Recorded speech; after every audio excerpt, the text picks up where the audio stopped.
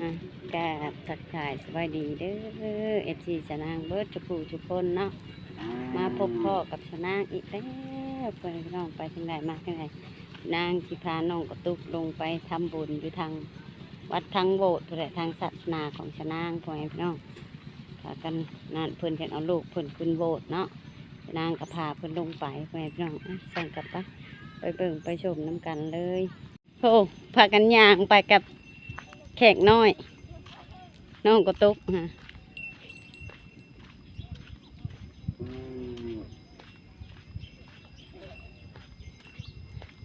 แขกน้อยจับอันนั้นให้เพื่อนจับจ้องให้เพื่อนเป็นจากลงวัดน้ำชาวนางนี่ไปน้ำกันพ่อแม่พี่น้องโดยพาน้องกระตุกขึ้นโบสถ์บ่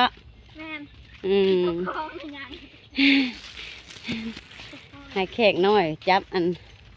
นั่นให้พ่อแม่พี่น้องแล้วก็ลงไปกับน้องกระตุกเพิ่นยังเอาลูกเพิ่นขึ้นโบสถ์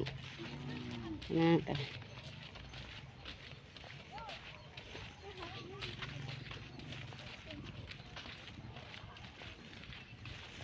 นนางก็จับกล้องในกระยักสั้นได้ขันยาง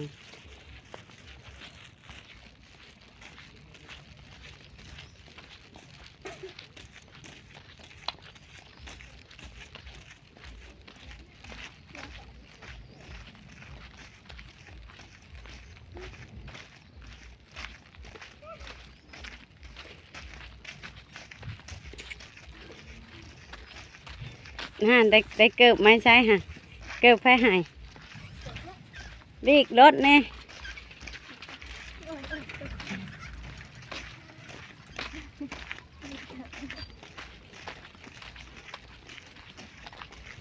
พากันย่างไก่เติบพ่อแม่พี่น้องไปเพื่อนชนะเพื่อชีหอดพุ่นเลยทางดักเพื่อชีหอดโบสถ์ทางศาสนาของชนะ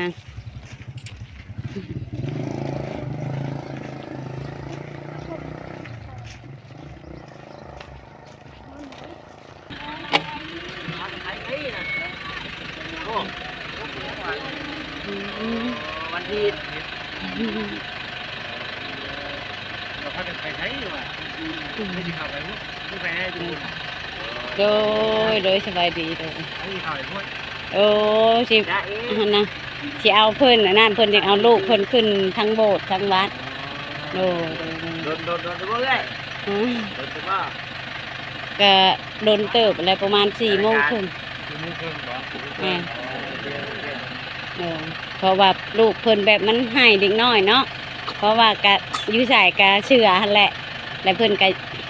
แม่นางว่าเฮาสิลงวัดน้ำเจ้าลงแล้วก็ลงน่ะแม่นเอาเพิ่นไปเข้าวัดเข้าโบสถ์โด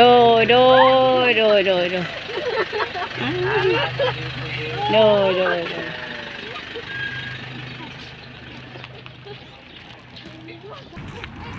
ปิดรถมาหอดโบสถ์เลยไปคนเข้าวัดจนนั่นเลยไหนๆก็อย่าให้ไปพากันไปลูก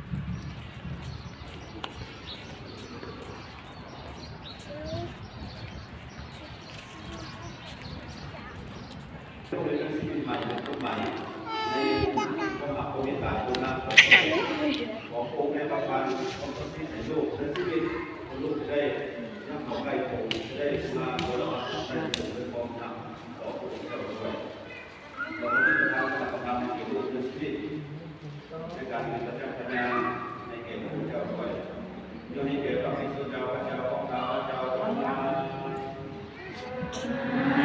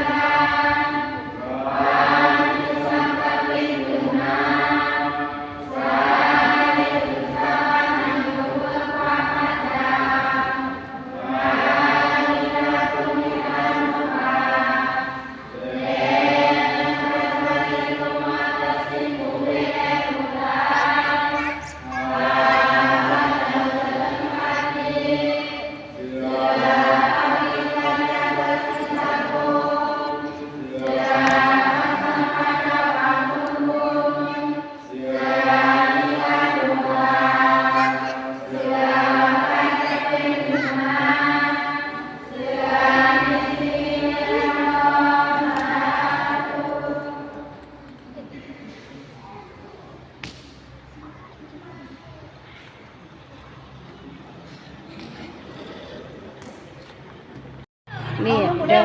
เลิกวัดแล้ว นั่งข้ารถ